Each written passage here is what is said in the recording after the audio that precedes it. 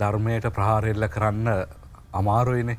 ඒක බොරුයි කියලා පෙන්නන්න තර්ක කරන්න හරි. ඒ කියන්නේ ඒක කරන්න බැරි දෙයක් හින්දා ශ්‍රද්ධාව තියෙන පුද්ගලයා හෙලා දකින්න එකනේ ස්වාමීන් වහන්සේ දැන් කරගෙන යන්නේ. ශ්‍රද්ධාවන්තයටත් ගරහනවනේ. එහෙම. ඒක නිකන් හිතන්නේ මේ මෝඩ ශ්‍රද්ධාවක් කියලා. මම හිතන්නේ අපේ ස්වාමීන් වහන්සේලා හරි ලස්සනට මේ කතාව කිව්වා. ශ්‍රද්ධාව කියන එක විශේෂයෙන්ම මේ බුදුදහමේ කතා කරන ශ්‍රද්ධාවේ ස්වභාවය තමයි මේක හුදු ඇදහිීමක් නෙමෙයි.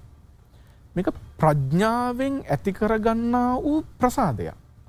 ඒකනේ මුලින්ම පෙන්නන්නේ සද්ධර්මය අහලා ඒ දැනුම ඒ අවබෝධය ඒ ඥානයත් එක තමයි ප්‍රසාදය ඇති කරගන්නේ. ඒක හුදෙක් විශ්වාසයක් නෙමෙයි. ඒ නිසා ශ්‍රද්ධාවන්තයා කියලා කියන්නේ මතක තබා ගන්න පින්වතුනි ලෝකේ යම්කිසි කෙනෙක් මහා උතුම්ම ධනයකට හිමිකම් කියනවාද ඒ පුද්ගලයා ඒ ධනයට හිමිකම් කියනවා. මක් නිසාද? ශ්‍රද්ධාව කියලා කියන ආර්ය ධනය. ආර්ය ධනය කියන උතුම්ම ධනයක් නේ.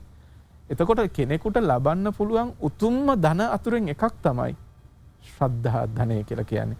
ඒ බඳු ධනවතෙකුට කෙනෙක් ගරහනවා නම් මං හිතන්නේ ධනය කුමක්ද කියලා ඔහු දන්නේ නැහැ.